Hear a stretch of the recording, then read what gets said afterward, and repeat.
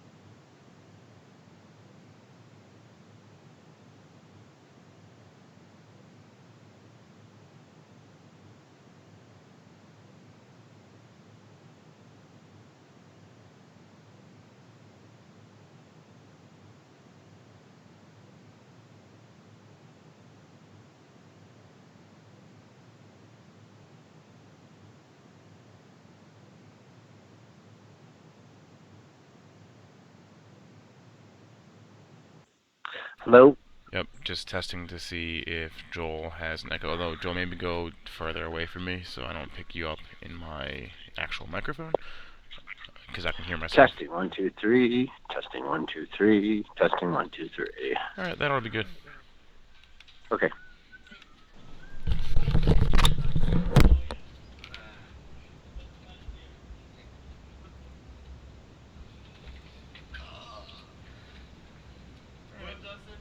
Sounds good. What? 2 flats in 1 week. Flat tire. Second flat in a week. That is. You only got 2 more tires left, You Austin. can.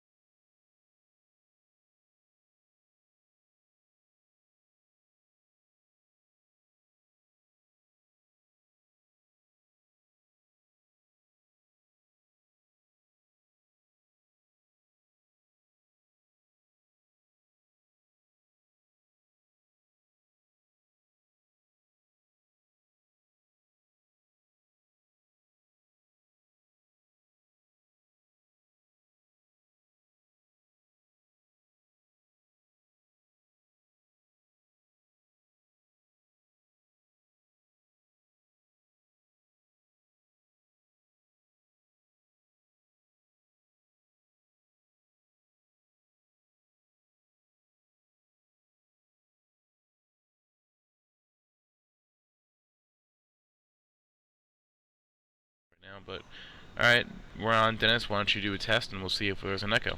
Okay. Testing 1 2 3. Looking for an echo. Echo. Echo. No. Testing 1 2 3. Testing. Testing. Is there an echo on my voice?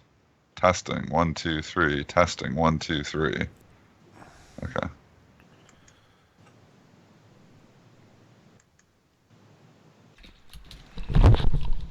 Switch it off. Switch it off. Switch it off.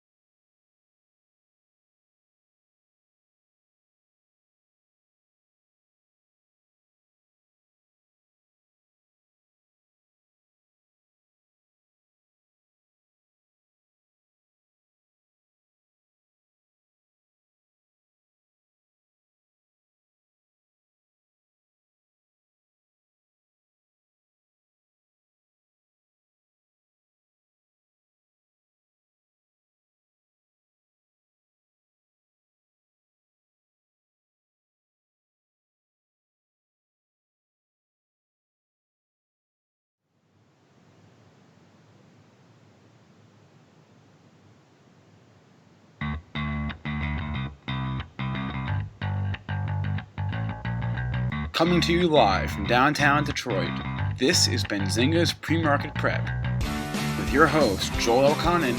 This is a volatile puppy here, isn't it? And Dennis Dick. I'm bidding a penny. I will buy the stock for a penny.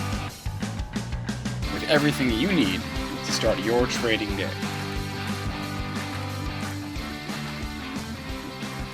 Good morning, traders and investors. Welcome to this Wednesday edition of Benzinga's Pre-Market Prep, brought to you by Thinkorswim on TD Ameritrade. I'm Spencer Israel, here with Joel Elconin and Dennis Dick. We're in it now, folks. It is earnings season. We do have some earnings, stocks reporting earnings to discuss this morning.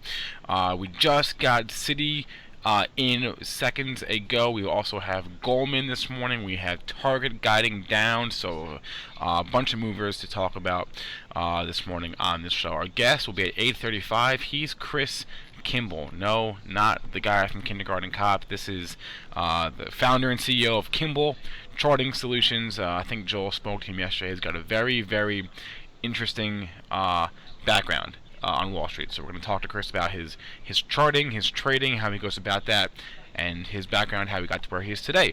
But before we do that, we got to go to Joel, and he's got to give us some levels in the S&Ps. And S&Ps cannot get away from the 2265 level, trading off the pre-market high, 68.50 at 66.50. Keeping an eye on that pre-market low for any downside. On the upside, all-time closing high, 72.50. The all-time high up at 22.77. Moving on to the crude oil market, up one day, down the next, trading down nearly $1 here at the 51.90 area. Not sure if we had a report, but you could see failed yesterday's high and now hugging the 52.40 level. Gold down $1.70 here at 12.1120. Let's see how long we can hold on to that $1,200 level. Dennis, how you doing on this Wednesday morning? Looking at a lot of mixed earnings reports here, Joel. We're looking at a few stocks trading higher, a few stocks trading lower. We are in the heart of earnings season here now as we're getting the big guns starting to report. 7:30 this morning, we had Goldman Sachs report earnings, Spencer, and how did they do? A great question, Dennis. Goldman reports Q4 EPS $5.08 versus $4.82, so beat their revenue $8.17 billion versus $7.72 billion, so beat there. But you were saying you don't think they beat by enough. Well, and they hit it off the original report, and they hit these stocks yesterday. And Joel, you had a great call there yesterday on the bank saying you thought these things might be breaking down. Man, did they ever break down? You know, you saw J.P. Morgan take out that 85 score, go all the way into the 83 handle. Fantastic call there. Citigroup took out its support. Bank of America still hanging around its support around $22. It didn't quite take it out. But Goldman was really weak yesterday ahead of the report. So they did hit it ahead of the report. Now, you know, they hit it in the pre-market, but it's come back. It's trading in the green here now. What do you think of this Goldman action here? What's the tail of the tape? I think that I am not going to pay you lunch on the J.P. Morgan bet. You are paying lunch. Just, what is it? No, there's no getting out of these lunch bets. 88. I knew it, and I was just off. I just didn't give my, you got the new high, the move in there, and then you got it, and then kaplooey. Talking Goldman Sachs here, they knocked this thing down to 232. Is that correct? Got a little bit of a bounce. Don't like this on the dailies, and here's the reason why. Long consolidation here, right, since the middle of December. Now you've broken down through the bottom. Now, we've done this before. We've given it a couple head fakes before. I'm keeping a real close eye here on the closing price, $35.74. I would like to see it closer to $240. I bet you the orders are piling up there, but not sure it has the gas to get there. Coming on the downside, if you take out that pre-market low, you're looking at $230 and change. $230.40 was your December 7th low.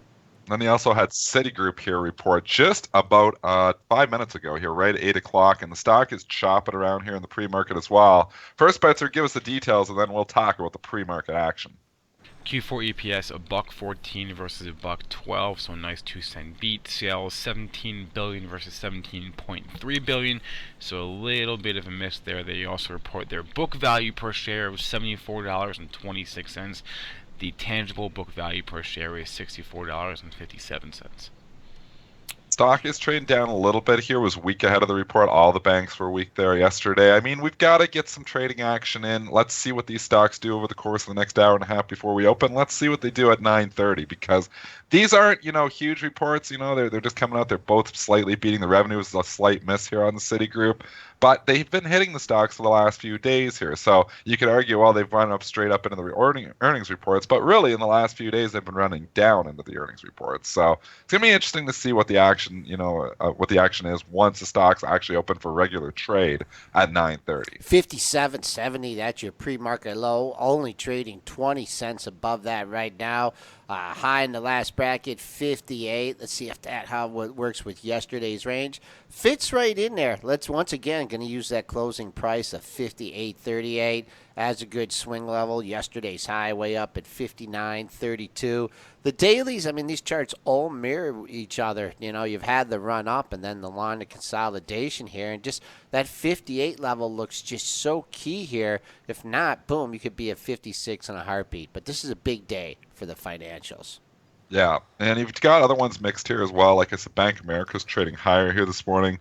Wells Fargo is in the red here. Well, it was in the red. It got a downgrade at Argus here today, but analyst action doesn't matter as much as the other reports here right now. And I was saying actually to Jamie yesterday, when something I don't know if I've ever said on the show, but you got to kind of rank. You got to say, okay, well, stock is downgraded here today, so it's going to go down. But that's not always the case. You got to look at what the sector is doing because sector matters more than individual ratings. Obviously, some little stocks, but on the bigger stocks, I would always put, major sector action as more influential than a ratings change here. So you got Wells downgrade Argus today. That puts a little bit of pressure on it. But if for whatever reason the Citigroup and Goldman start to rally, don't be surprised if Wells rallies too, just because in the sector. Yesterday, great example was the retailers. Right off the hop, you saw huge rallies in Macy's, Kohl's, and then Nordstrom, which was downgraded yesterday, actually opened up near the lows and rallied straight up. And people who were probably shorting that saying, this is downgraded here today, why is it going up? We got to be looking at the action in the sector. And Macy's and Kohl's and a lot of your retailers, Nike was up big. A lot of your retailers were really catching a bid there just off the opening 30 minutes. And I think that's, obviously why Nordstrom caught a bid there as well, despite being downgraded. So when you're looking at news, you got to look at all the news and you got to look at what's happening in the sector. So, and that's the first thing I do is, even over the individual ratings changes is what's going on in the sector today. And then, start looking at individual ratings changes. But you kind of almost rank what's more influential. What do you think the driver was yesterday on that? Do you think it was all the I don't know. The Walmart? You think it was I think Walmart. Yeah, Walmart had that individual news, which you mentioned on the show, Joel. And Walmart was up huge. And Nike was up big, and then it just started to spill over, and they just started buying them all. And I think what happens a lot of times too is you had rotation happening yesterday. Money had been flying into a lot of the risk-on assets. We said it was going to be a risk-off day. Well, it seems like some of these retailers trade risk off for whatever reason. Money starts rotating out of banks, maybe out of some of your other cyclicals there, and it's looking for a home. And what has been beat up here over the course of the last couple of months? The retailers. And money started flying into it. And Macy's yesterday had a huge rally. I actually had a really good trade. I bought Macy's right on the opening print. And within seconds, I was up 1% on the trade. And it actually went up, scalper blood me. I take the quick 1% gain. But it went up another 1%, maybe 10 minutes after that. You can see the Macy's chart from 30 to 30.60. So it's a big 2% move in the first bracket. That's a huge move. Kohl's was up huge too. Kohl's opened right near the lows, just above 41, and ended up going all the way up to 42.30. So incredible move there for Kohl's as well. But that's, it's just rotation. And if you can identify the sector that the money's rotating into early, you can make some money. And sometimes, we can see it early in the pre-market. Sometimes you see it later in the pre-market. Sometimes you don't see it till after the open. So I really think, you got to watch the major leaders in each sector, though, because it can give you a tell for where the money is rotating to on any individual day. And I was looking at the Walmart here, and I got some egg on my face from the open here. I thought maybe 68 resistance would hold, but it blasted off, and I was watching this thing, and just, if you stayed out of the opening print and you just blinked and you waited a little bit, look how this stock, look where it went to on the daily charts. I mean, you had a high at 69.33, another high at 69.27, and it stopped bingo right in between there at 69.29. Backed off the close. I see it's traded down in the pre-market. Not sure what that's attributed. Target, that's right. Oh, All man. right, so Walmart came out with good news yesterday, and the big catalyst, which is going to knock down those same department stores that were getting catching the bid off the hop yesterday, are going to be getting knocked down here today because Target came out with some bad news. We'll get to that in a second. Just continue your point there, though, Joel. Just thought, if you can avoid that first bad trade, I mean, in a stock like Walmart with all the size, you know that if a seller was out there, twice before after just a really uncharacteristic move in Walmart. I mean, how often do you see it have, a move, gapped up a buck and then run another buck and a quarter, way out of its average daily range. But, Yeah. Keep an eye on those daily highs and lows. But let's go to the Target news.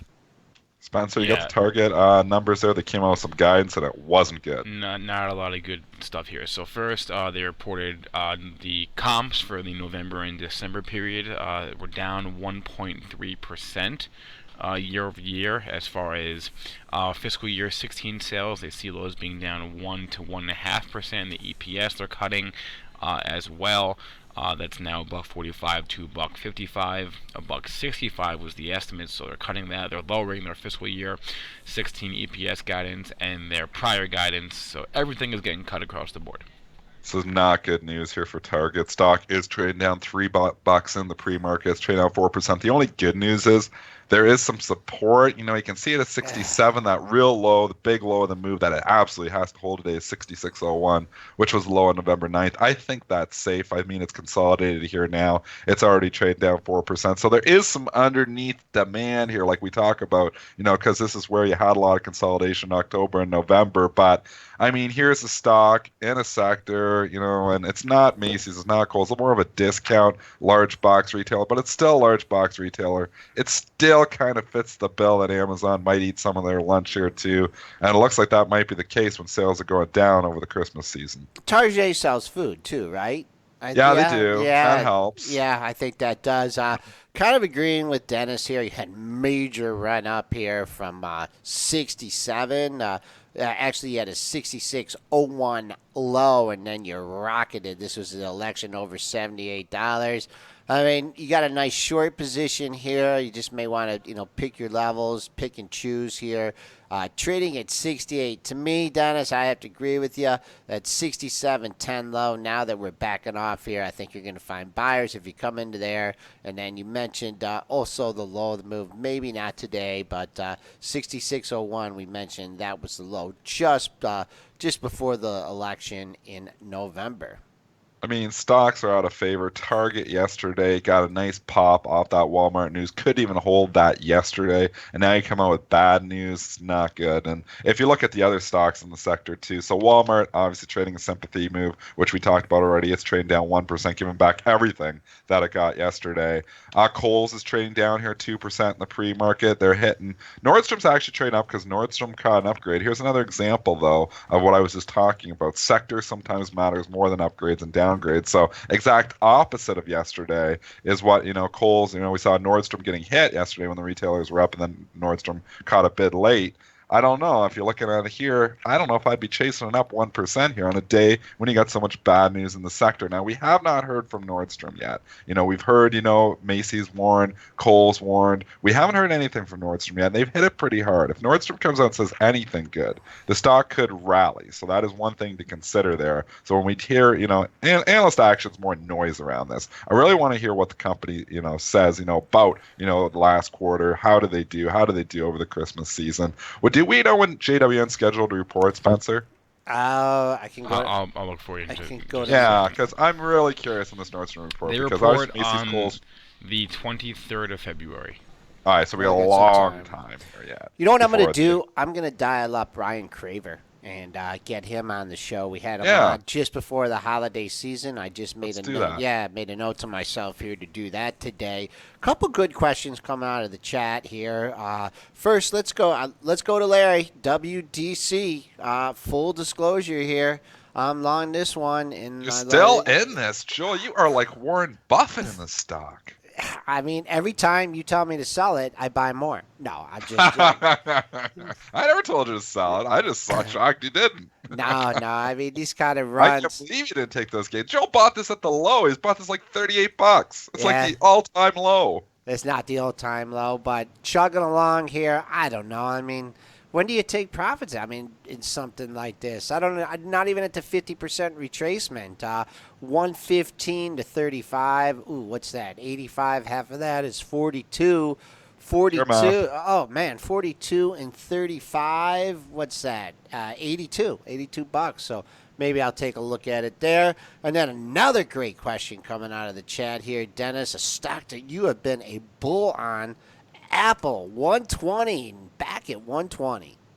Yeah, and it's still one of the biggest positions in my investment portfolio. I still think long term it's the best value tech stock out there. I still think they're going to come out with some cool new things. You know, we got that augmented reality they're getting into. They're into a little bit of everything, just haven't come out with any products yet. They come out with a blockbuster product though. Look out for Apple. I mean, the one problem here though, technically speaking, is 120 has been a major resistance point for the stock in the past. I know it got up to like 121 back in November of 2015. So just psychologically, 120. It's good that we got the close, you know, and the close actually just being at 120 right on the kisser. But you know, it's still at, you know, a reflection point here, a major resistance point here, and it's hard to just jump on board now if you're not already in. So you know, I'm just looking at it here. I'm in it for the long haul. If you're in it for the long haul, it's still, you know, I'm still buy or pullbacks on this, but it's hard to chase it now because this was 105 a month and a half ago. Do you want a preview of an article coming up on Benzinga? What do you got? We got Mr. Israel had a nice chat with Gene Munster yesterday in his new venture. And Spencer, you want to give us a little sneak preview of what he said about Apple, or do you want to wait till it hits the newsstands? Well, if you've been following Gene's commentary for the last 15 years or so, you pretty much know what he thinks about Apple. But we spoke at length about why he left investment banking and started a VC firm, and we talked about Apple, we talked about Google, we talked about Amazon, we talked about companies that will survive, what his vision is for the future, and companies that won't survive. And I would also recommend checking out on his site. It's Loop, L-O-U-P, Ventures.com. He has a 35-page manifesto. It's like 30,000 words. It's ridiculous. And his manifesto outlines his vision for the future, and within that are some pretty bold claims. The fact that he sees, the smartphone market starting to, melt away within 8 years or 7 years. 2025, I think, is his first. What are we going to have instead of smartphones? So yeah, smartphones are just like the medium, right? They're just the pipes. There's nothing against smartphones, but we're going to have new technology by then that will outdate the carrier calls. Everything. So if you're at all interested, if you're a futurist, if you think about the future, or you're interested in technology, would definitely recommend reading his manifesto. Do you have a link to that? Yeah, I'll throw the link in the chat. It's long, but I'll have a story or two up later in the week about this chat. But it was really good. We spoke for about 45 minutes. He obviously thinks a lot about the future, and does he think Apple is part of this future? Yes. Okay, because that's a scary thing when you say, "Oh, well, the cell phone market's going to melt away here, or the smartphone market." Well, that's Apple's business. Yes. But he thinks that they're already positioning themselves to save themselves from that happening. So they're already ahead of this. Yeah. All right, 8:19 here. We're ripping through the earnings stocks. S&P's up 3 1/4, 22.66 even. The high from yesterday or Monday. Actually, Monday was Tuesday. That was 22.67.50. We snuck our head above that at 8.50, but that's still resistance for now. Okay, there's a lot of other news here too. We'll come back to the earnings. There was some ratings changes, like actually, Diana in the chat was saying Kohl's trading down. It was actually downgraded by Credit Suisse here today. They also downgraded J.C. Penney. They upgraded Burlington. They upgraded Nordstrom here today. So there's lots of ratings in the retailers here as well. But I want to go over to the pharmas for a second because we got to talk about Jazz Pharma. This thing was absolutely wild last night. After the bell, they came out with some data, and they murdered Jazz. And they murdered it all the way down to $99. And then the buyers came in, and they came in, and they came in. And now if you come in this morning, Jazz is trading up at 123. So it's had just a tidy, it's basically traded outside of its range for the last month here, just in the after hours and pre-market session, because we got all the way down to 99, which was a low back in December. And then we're trading up at 123, which is the high on the move. Absolutely incredible action in Jazz. Spencer, what did they say that drove this stock all over the place? Yesterday, they announced their first patient had enrolled in the Phase 3 clinical trial for evaluating defibrotide, which is obviously a drug of theirs. And this morning, they said they'll evaluate if the FDA waiver for their generic Xyrem drug meets the legal conditions that are required for a generic drug. So those are the two headlines that we've got this morning from Jazz. I don't know why they hit the stock the way they did, but I'm no biotech expert. Unreal movement, unreal action. I was sitting out there actually trying to buy the pullback in Jazz. I like Jazz.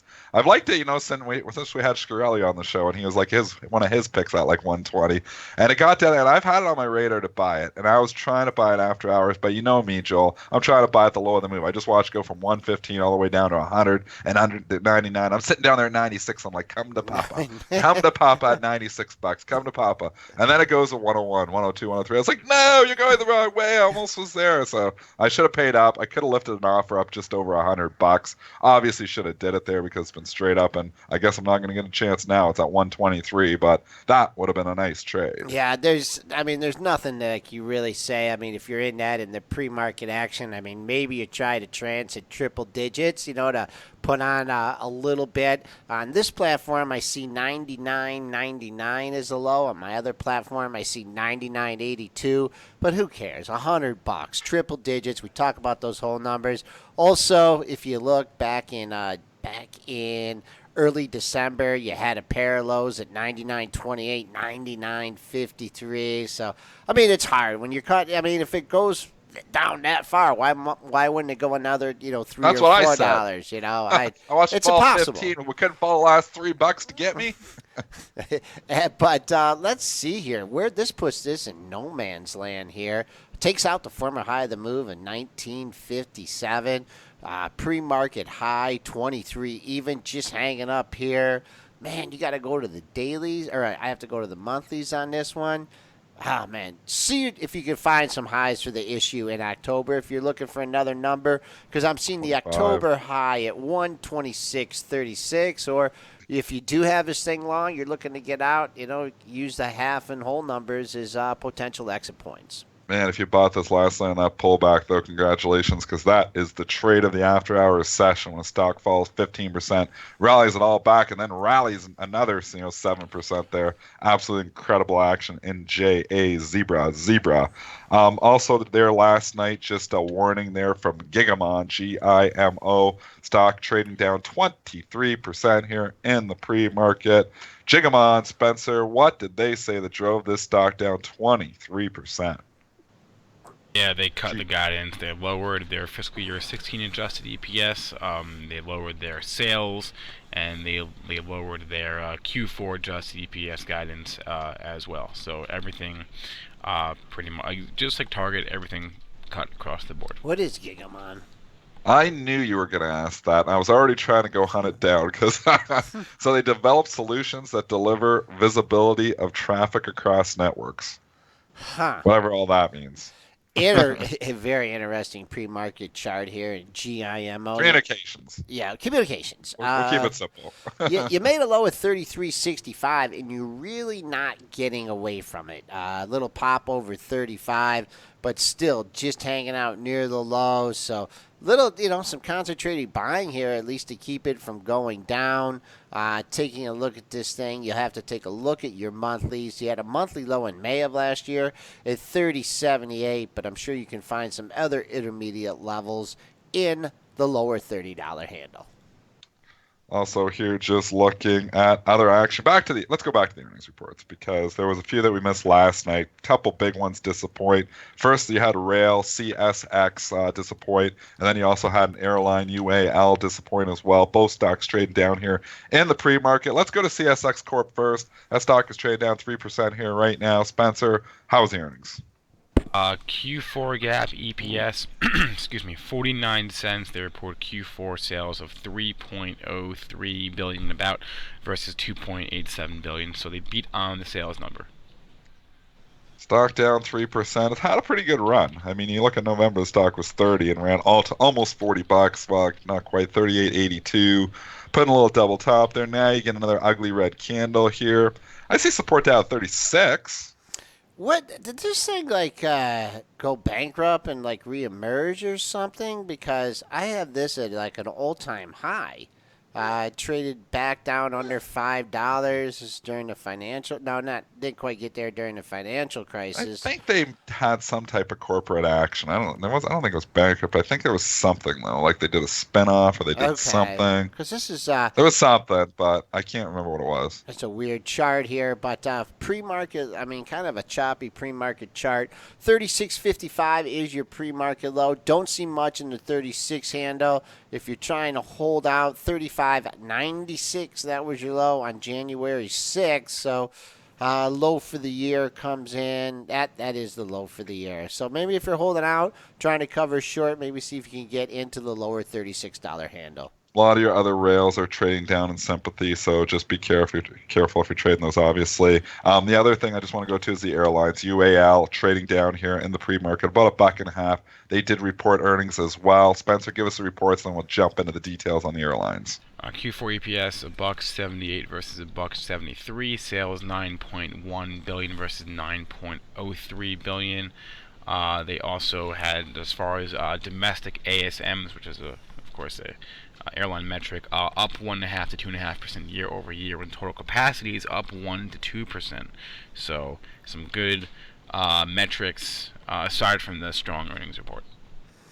But stock getting hit. UAL trading down here 72. Was trading actively in the 72 handle, lower 72s last night. So where it's this morning, it's 72.87 last, but it's offered at 72.50. So that's going to put it down at least $1.30, $1.40 here, around almost 2% in the pre-market trading down. Joel, give some technicals UAL, then we'll dive into some sympathy This plays. is financials. I mean, I think about the financials, the run up, the expectations being extremely high. Just not blowing it away by enough, I guess, here. Yep. Trading down in the pre-market. Pre-market low here, 71.26. Throwing a lot of volume around in this stock. That coincides with the low that you had, 71.44. 71, I'll keep an eye on that. I mean, we're still quite a ways away from that. I don't know, this is a tough call here. That odd lot just printed up at 72.87. So I guess for now, throw out that pre-market low, maybe 71.44. That was your low on January 10th. All your other airlines were down a bit in sympathy there, although sympathy plays haven't been moving as much as they have in the past. You got Delta trading down a little bit here in the pre-market. LUV was trading down a little bit last night in the pre-market. American Airlines was trading down about 30 or 40 cents last night as well. I even saw JetBlue, JBLU getting hit a little bit here, but it's not down huge, so I don't think there's going to be enormous sympathy moves here, but don't be surprised to see a little bit of relative weakness, obviously, in other stocks in the sector. Now, where was I going? Oh, yeah, I was going back to the chat because there was a good question here. Frankie's asking, said he could use some advice on CCJ. Had bad news last night and not sure if he should dump it in the pre-market or hold. Frankie, we can't give investment advice on the show. We can only give our opinions. So obviously, this stock has had an incredible run-up. What is the news, first of all, on Cameco, CCJ, Spencer? Because I did see the stock get hit. It's down 10% here right now in the pre-market. Do you have what the news is first, and then we can make, an educated, we'll just give our opinion. I actually don't. Yes. You know what? They had, CCJ. I got it. They projected to post a loss for 2016, and they announced plans to cut 10% of the workforce. I mean, the stock's been going straight up, and now you have bad news into that. That's not surprising that it would give back the majority of its moves from the last 3 or 4 days here. So here, is a situation. It depends on your time frame, too, a lot of times. Why are you in the trade? Was it an overnight? Typically when I get hit on something, I just had it overnight. It comes out with random bad news. I eat my loss the next day. I don't let a little loser turn into a big loser. It sucks to eat 10%. Sometimes it's the best thing to do, but it all depends on time frames, holding periods. So So, it's difficult to say where it goes from here because here's a stock that had been really strong. Now all of a sudden it's coming out with bad news, may make some portfolio managers reevaluate it. I mean, there's air to $11. It's where it broke out from, so that's where I think it would naturally find support again, but that's a ways down. But it's consolidated here now, too. It was trading the lower 12s last night. It's not like it's really in free fall here. So I don't know if it's going to get all the way down to 11 today. I wouldn't be surprised if anybody short this. They bring it in here. So I don't know. It's difficult. It all depends on your time frame here. But again, we can't give investment advice. Right, and I'm just looking at this. This company's tied to the uranium market here, so I guess you have to look at where the path of nuclear power is going versus solar power, alternative forms of energy. Just looking at the chart here, you've taken out 1250. That was the area of a double bottom. So longer it takes to get back above that former double bottom. A lot of work to do on the downside here. $11. I see a bunch of lows in the middle. 10 handle, 1063 to actually 1076 to 1080.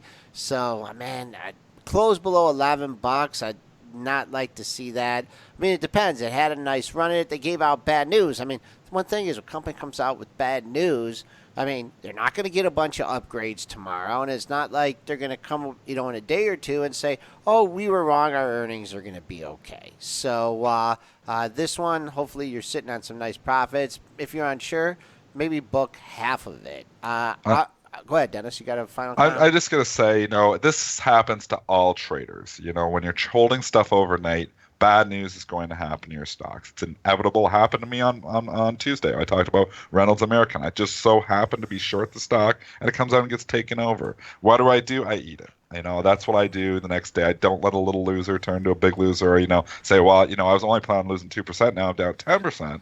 There's, I don't know what to do here. I'm just going to hold it and hope it comes back. I never want to be in the hope trade because I always say you're in the hope trade or in the hopeless trade. And those hope trades sometimes come back, but a lot of times they don't. And then, you can end up having a little loser turn into a big loser. And that can be a big issue there. So me personally, when I'm in something for a trade and it gets through my target, like I always say, whenever I enter any trade, I always have a target and I always have a contingency plan. Where am I going to get out if this trade stops working? Maybe on CCJ, my out was $12.50. Maybe it was $13. Trading $11.90. So I have to follow my own set rules. My own set rules would say that I have to get it. But I don't know what your set rules are, Frankie. So what I would say is you've got to look at your rules. Don't bend your rules because something, blows through, where you were going to get your out. Sometimes just have to eat it. So, look at your own rules set and, trade it from there. Yep, like the news didn't happen. What was your exit plan? RMH, talking about NVIDIA here. Play into the lows. Dennis, we'll talk about this one here. I don't like it. I mean, the reason I don't like it is because you've came down to this level a few different times. Yep. And each time, boy, the last time you came down to this level, you had to bounce up to 110 here.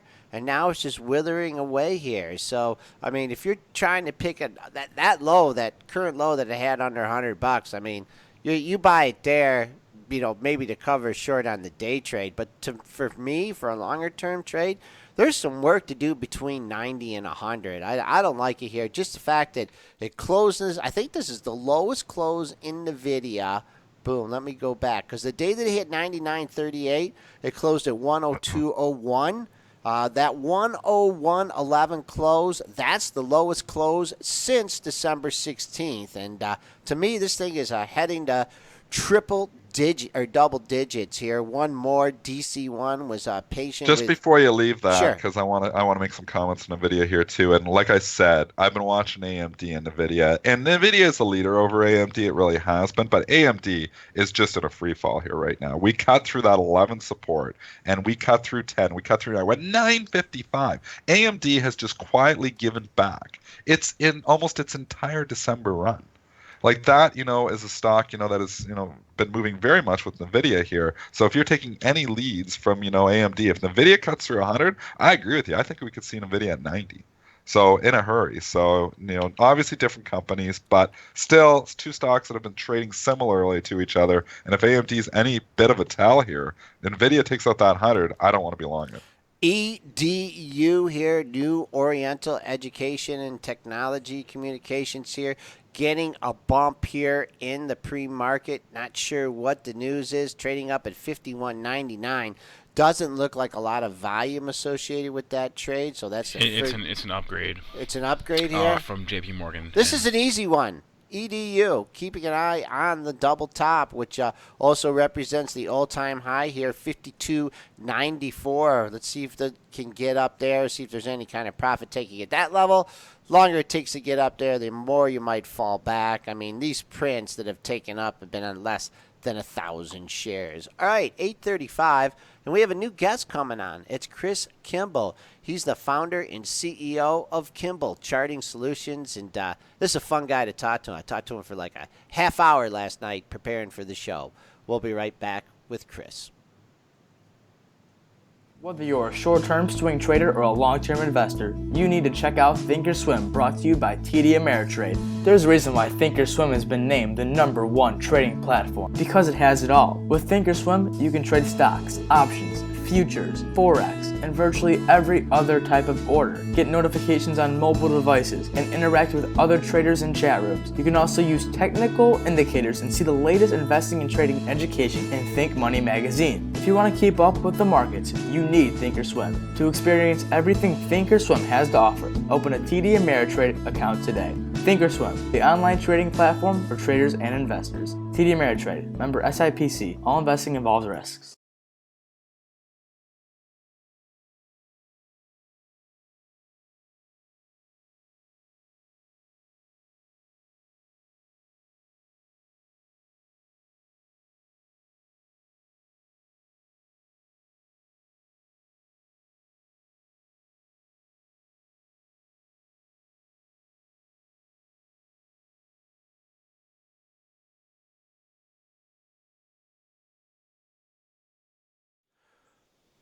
Welcome back, traders and investors, to Benzinga's Pre-Market Prep, brought to you by Benzinga Pro. I'm your co-host, Joel Elconin, along with Dennis Dick and Spencer Israel working the boards.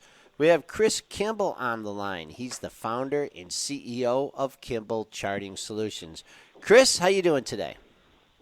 Great, Joel. Thanks for having me. All right, you got a lot of experience in the markets here, but you told me a great story last night how you ended up in your current position. Could you just share that with our listeners? Oh, just real quickly, Joel. I was got into the financial planning business in 1980 and started putting a lot of our customers' assets in the Templeton funds. And back then they had sales contests, and so I won a few of those. Got to know Sir John, and was very fortunate, even though I wasn't sure at the time in the late 90s when Sir John said, Chris, I'm going to give you several reasons that I think, this was in the dot-com bubble when things were going on, that he said at best he thought the market would be flat for the next 15, 16 years at best. And I was puking buy and hold at the time, Joel, and so it wasn't something I really wanted to hear, but he ended up being pretty accurate. Okay. All right. So you got it. You started your own business. You started technical analysis. And why don't you tell us what you like to focus on in your technical analysis? Joel, as we talked about, yesterday, the beginning was I got into moving averages, and then, I love the phrase that every good strategy has its weak points. And I truly, to this day, love moving averages. But the one thing that we discussed yesterday is, the weak points of the moving average system is you got to let the top go by and the bottom also be in place.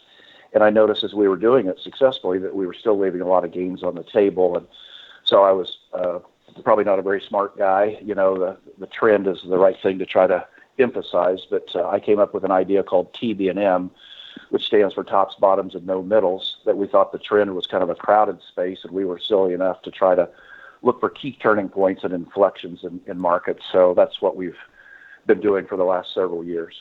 All right, you send some very, very interesting charts up here. Let me put the first one up here for our customers here, and tell us, what you got on this chart and what the trade is. Joel, can you tell me which chart? Oh, I'm sorry. Right now? The first one there with the dollar monthly. Thanks, Joel. Yes, everyone. This is the U.S. dollar over the last 30 years based upon a monthly high-low close. And a couple of things that we found interesting. We like to look at channels. So you'll notice there's a set of black lines and blue lines. So there's two long-term channels that have been in play for about 10 years. The top one has been in play for 20-some years. But at the number one, the U.S. dollar is kissing it's in an uptrend. There's just no doubt about that. But in this uptrend, to us, it has a key test going on, and we're going against the dollar in the short term right here. But one of the things that interested us, Joel, is the blue shaded area on the left. I did nothing fancy other than take the low in the 92, 93 time frame, and I took the high in around 2001, and then I just did nothing more than a copy paste and took that same time window and made the next blue box to the right, placed it on the low in 2008 or so. And so it's intriguing to us right here, Joel, is that you have the dollar is kissing the underside of two 10 to 25-year channels. And at the same time, on the top, monthly momentum is starting to give way a little bit. And we also have a time increment that could be some potential resistance. And so we're looking at possibilities of confirmations of messages. What's the euro doing here? It's starting to edge up a little. FXA or the Australian dollar, FXC or the Canadian dollar. We want to look for some confirming strength here. But this is a unique inflection point. And since the trend's being up, Joel, if it would break that dual resistance at one, just the median of that rising channel puts the dollar at like 130. And we know for all of us, our portfolios would probably have some big adjustments if the U.S. dollar would run from 100 and rise 30%. Chris, big point. I've got a general question here, and this is, very interesting. I love that you're looking this far out on the charts here because you have so many day traders, so many, individual traders who are trading intraday or they're trading short-term time frames, and they don't look anything, they look at the daily, they might even look at a weekly, but they never look at a monthly. Here you're looking at a chart from the last 25 years and trying to derive trading signals from it. I love that because nobody else is doing it. Why first of all, did you start looking, so far back here in the time frame, and do you do this on all your trades? Hey, Dennis, great point. And I do think we're not that we're better or good at this, but it's just something I've always focused on. I think you really ought to get in an airplane or sit on the moon and look down from a 30,000-foot view and try to see the big structure, Dennis, and then start breaking it down. If somebody's looking for a day trading firm, we're the last place you'd want to look. Please I'll just move on. We're more of an intermediate and trying to catch some of these bigger inflection points. So we've done this for years, Dennis. I love looking at, very long-term charts on all assets. It's been real helpful to us. And then you've got the gold chart here. We might as well just jump over into the next chart here. And you've got the big boom there back in 1998, 99, 2000, and then the sell-off for about 10 to 12 years. And then you've had gold, start to, show some life here again in 2011. Let's talk. Well, actually, this is a ratio. This is S&P versus the gold, so it's not even a pure chart. Talk about this chart, though, and what are you seeing here for gold? You bet, Dennis. Thank you. This is another kind of look from a big picture perspective. We now got 20 years, and so this is the S&P divided by the Gold Bugs index, which is the HUI index. And for just all the listeners, if you really want to get a good long-term perspective on the metals, I'd encourage you to look at the XAU index. I got into business in 1980, and that was the only gold index. But when all of us now look at GDX or GDXJ, they're only 8 years old, maybe at 10 at the most. So anyway, Dennis, this is a ratio of the two, and the pink line, when the line is moving down, gold mining shares are actually outproducing the S&P because this is an S&P Gold Bugs ratio. And as I shared with Joel yesterday, Dennis, during that red portion, the miners outproduced the S&P by 1,400% over an 11-year period. Wow. Now, from 2011 to 2015, the S&P has been tremendously stronger. That's what's pushing this ratio up. Right. But at the number one point, Dennis, nothing proven, but there's a potential that this is a longer-term reversal pattern or a topping pattern. Obviously, it could be a head and shoulders. Nothing proven, but as I shared with Joel, the first day after Christmas when trading would have been, I think, the 27th or something like that. Forgive me on the exact date, but on that Tuesday, we went in and did a pair trade. And so we wanted to be really aggressive and bought the junior miners here at 1, which had the chance to be the right shoulder. And in that time period, I think now GDXJ is up over 30% in, what are we, 2 or 3 weeks out. And so we see long periods, 11 years down, 5 or 6 years up. And if this would happen to be a reversal play here, it would suggest that for a period of time, the pair trade would be short S&P, long miners. What we're doing with our customers is we actually converted that to short Russell because it's been so strong lately, and then long the junior miners. All right. Also, what I like on these charts here is, you put the neckline in there, you put a question mark. I mean, you're not saying it's an absolute, but you have a reference point and therefore an exit point. Another chart here, transports weekly, 1996 to the present. You saw a couple tops here in 99 and 2008. What are you looking at here in the weekly chart of the transports? Well, going back again, this is a 20-year chart, Joel, and thanks for sharing this. From a big picture, the trend in the upper right, transports, the trend is up. There's no doubt about that. But the thing that's kind of quirky, Joel and I talked yesterday, if any of us would use technical analysis and you'd take a high and just draw a horizontal line, go back to 1998, you'll see that the red line is based upon weekly closing prices. So there's actually an upward slant, but there's a little blue line in there is based upon the left horizontal high. So it looks like, in 1998, there was a breakout. There actually was of the horizontal, top. I don't know, did that suck a lot of people in? But it would be very easy for myself or any technician to say, hey, look, we have an upside breakout. But that may have been an ultimate fake out because we know what happened to transports after that. Then the pattern looks the same again in 2006 and 7.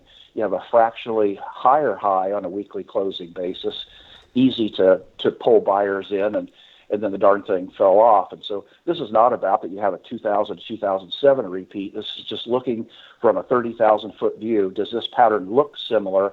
And as I shared with you, Joel, yesterday, the trend is up. This would just be a place that the risk-on trade in the broad market or transports really would not want to see weakness starting. Chris, I was just going to ask you, because you look at gold here and you're saying, that gold might, start to outperform the S&P, and you look at transports as a potential rollover here. Does this mean you're, starting to look at, potentially, taking money off the table if you're long the S&P? I wouldn't take any off, Dennis, but I would. This would just suggest to pull up some stops. I mean, I didn't send it in to you guys, and maybe on a different show, but if you take a 20-year chart of the Russell, it's at the top of a 20-year rising channel. Same with the S&P. Banks are facing triple channel resistance that we can discuss on a different show, and we have this transport. So the risk on trade's definitely up, and this is just a place that, like I said, the risk on trade, the last thing they'd want to see is selling start taking place underneath the top of these long-term channels. Chris, you're going to be participating in an event, I believe, that's coming up with J.C. Peretz and some other technical analysts. Could you tell us about that event you're going to be participating in? Yes, Joe, I think it's January 28th or 29th. I apologize for the exact date. It's on a Saturday, and J.C. is a great guy, and he's put together. I'm really honored to be a part of a group of very great people in this business. It's an all-day-long event that you can look for your favorite technician, or I think it's recorded that you can go back and see it. But it's free for everyone, great group of people. I'd encourage people to check into it that day or at least following to see what some people had to say. And what's it called?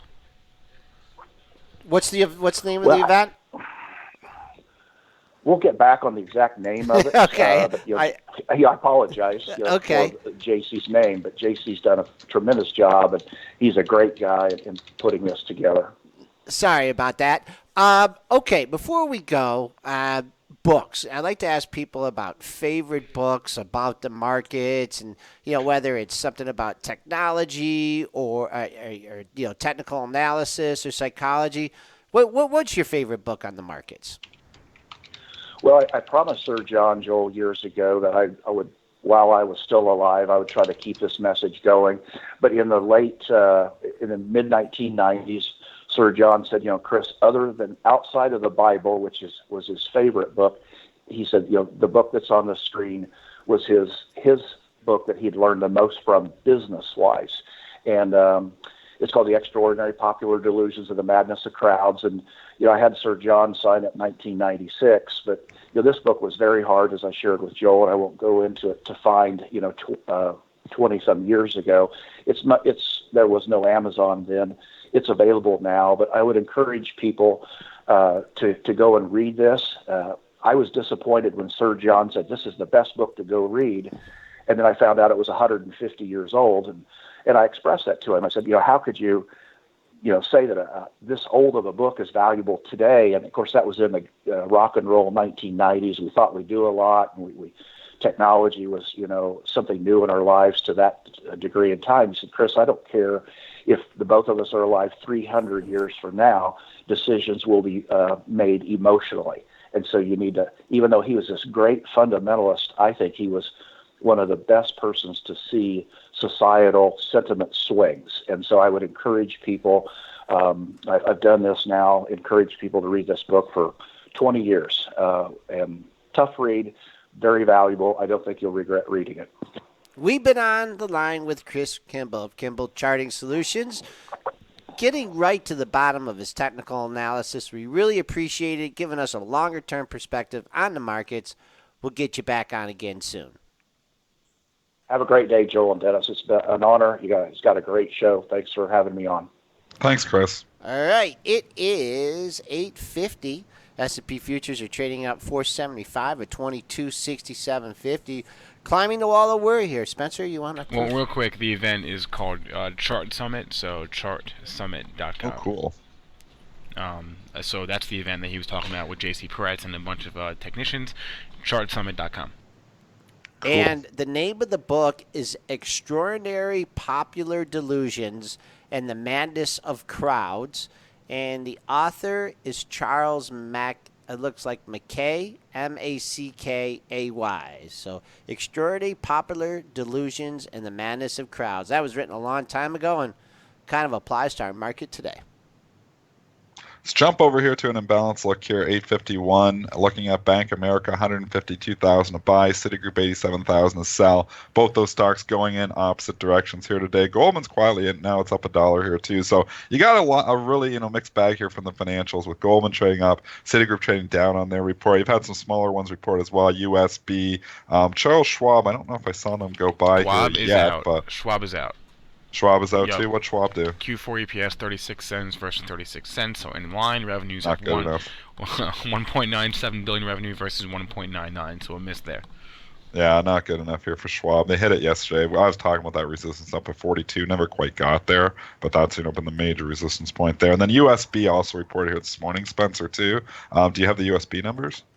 I have all the numbers, Dennis. USB You're awesome. Q4 EPS 82 cents versus 81, so a nice beat by a penny. If you care, revenue 5.44 billion versus 5.36, so a slight beat there on the revs as well, but beat by a penny doesn't. I always care, Spencer. Okay. They hit it yesterday again. It's just kind of hanging out here in the pre-market. It's been offered all morning at 50.33, which is basically flat. So let's see what this thing does. I can just give you a quick imbalance look here on USB. 4,500 to sell, so it's pretty small here yet. So we'll have to see when we get closer to 9:30. The USB does indeed open down. Just thoughts here overall. This is kind of a difficult day to get a feel for, because yesterday we were definitely to the risk off, where we were hitting up at banks really hard. Today we're getting a little bit of a rally in some of those assets. Obviously retail's a little bit weak here with Target. That's maybe going to be a sector that could be under pressure. Walmart's following suit with Target as well. You've got oil just kind of meandering. It's trading down here 1% in the pre-market, which is giving back a lot of its gains from yesterday. So that might be a sector of weakness. But overall, it's just kind of quiet. It's funny. We've had a lot of news, but it's kind of quiet. Yeah, very, very tough market here. Yesterday when we showed that weakness near the end of the day here, it's reflected in the charts. I'm thinking, okay, some of these financials are rolling over. We are going to take out the bottom of this trading range. And then I said to myself, you know what? We're just going to go back to 2265. I mean, that just seems to be the mantra. We have spent a lot of time trading around that area, and it's like, it's just like the market won't go down again, Dennis. It's just like one of those modes where it just doesn't seem like, no matter what, the financials got hit, That doesn't take it down. There's always that kind of rotation going. Not really fully into earnings season. I mean, I think, your weakness in the market. I mean, how excited can you get it, shorting the market when, Apple's trading up a stick, right? That's the top component. I think some of the oil was moving yesterday. I don't know. It's just a really tough market. We'll just have to wait for this consolidation period to end. We have the inauguration on Friday. I mean, how much can, Trump do in the first week of his being in office? Just jumping over here to Disney, which is interesting here, Spencer. You wanted to talk about this, and we had an upgrade from Goldman yesterday. We get a downgrade here from BMO Capital today to underperform. I'll say it yesterday. I said it yesterday. The stock is major resistance up there in the higher 109s because there's a big seller up at 110. That still remains major resistance for the stock. The longer it hangs out and doesn't take out that seller, makes me bearish the stock. So I was bearish yesterday at 109. I'm probably still bearish here today at 107. I'm a seller rallies in Disney. I think it's been an incredible run from 90 to 110, but until they can take out that 110 seller, I'm not going to jump on board here on the bandwagon. I think, I'm booking profits here in Disney if I'm long it. All right, let's just quickly take a look to see when Disney earnings are, because, I mean, if you did have some nice profits moving into this. They're usually late. Yeah. Let me. Disney is February 7th, but okay. I wanted to point out that yesterday we had the Goldman upgrade. Specifically, they said that the 2018 film roster might be the best ever. That was yesterday. So 24 hours later, we have BMO saying that Wall Street is too excited for 2018 films. So who do I believe? I don't know who to listen to. We're gonna fight Goldman on this one. We're gonna put the exact opposite. We're downgrading to underperform. Let's see. They're telling me these analysts read the other analysts' reports. I don't know what they do. Dennis, you should be an analyst. You could I'll help you think. I just don't analyze anything. Contrarian call here in the retail. Larry, who made a nice call, Western Digital yesterday, is watching HBI Hanes entering female clothes with the Maidenform brand. Chart shows breakout. Larry, I can't argue with you on this one. Let me bring up the chart here of Hanes brands. What is that? HBI.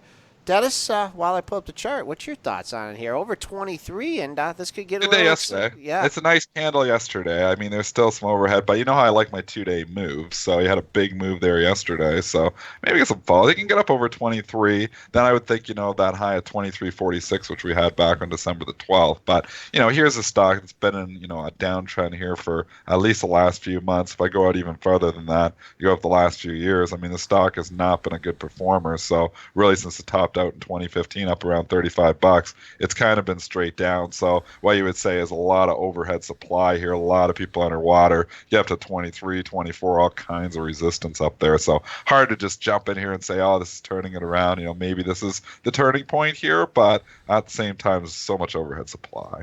All right, just a quick run. Take a quick look at Target, who we talked about, came out with the earnings warning. Is there anybody that hasn't come out with an earnings warning yet, Dennis, so we can go out and You know what? This earnings season has not been that great.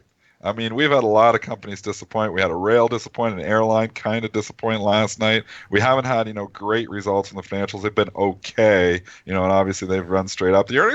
The earnings season so far has not been that great. We're still relatively early. I mean, we're going to get into the meat and potatoes next week where we have a lot. We do have Netflix going to report tonight, and that is going to be a big one because Netflix has run, into this report. It's run straight up. You were telling me, Spencer, they signed something else or another show there overnight? They acquired the rights to Jerry Seinfeld's show Comedians in Cars Getting Coffee, which has been on Crackle for about 5 years, which is owned by Sony, if you've never heard of it. But Netflix probably had to pay a pretty penny to get that. And I'm a big Seinfeld guy, so I saw that last night. But Jerry Seinfeld on Netflix. All right, content. Yeah, hit a all-time high yesterday. I believe you had a upgrade 152 price target early in the session. You hit open 135.04, hit 135.40. So if you were shorting it off the open, you took 36 cents a heat. If you took it through back the open, going back down the opposite way, you caught a nice trade there. Couldn't post an all-time closing high. The all-time closing high was made the day before at 133.70. So maybe see a little bit of profit taking here ahead of the report. I mean, they're really going to have to blow it away with the new subscriptions to continue this move. 8:59 here. Spencer, you want to wrap up today's show and preview what's on the docket for Thursday? Sure, and his name came up today a few times, but JC Perret will be on the show tomorrow. I haven't talked to JC in a few weeks, so it'd be good to chat with him about his summit, Charge Summit, and also his launch on the market. We'll always love getting JC's perspective from Eagle Bay Capital and All-Star Charts. If you missed any part of our show today, you can catch the whole thing. It's on YouTube live right now, so you can just rewind it, or you can go to our podcast when it's posted. That's on iTunes, SoundCloud, and Stitcher, usually posted at around 10 a.m. Eastern Time. So again, just iTunes, SoundCloud, and Stitcher. Just go to any of Benzinga's channels on those platforms. Please remember that all the information, material, and content from our show is for informational purposes only, not meant to be investing advice. And if you want a free trial of Benzinga Pro, that's Benzinga's real-time news platform that I am looking at constantly during the show. I know Joel and Dennis are as well. You can go to pro.benzinga.com, or you can call us up at 313-723-2000 and just say you listen to the show. Hope everyone has had a good morning so far. Hope you enjoyed our show today and our chat with Chris Kimball. Hope you learned a thing or two. Have a good rest of your day, and we'll be back with you folks tomorrow morning.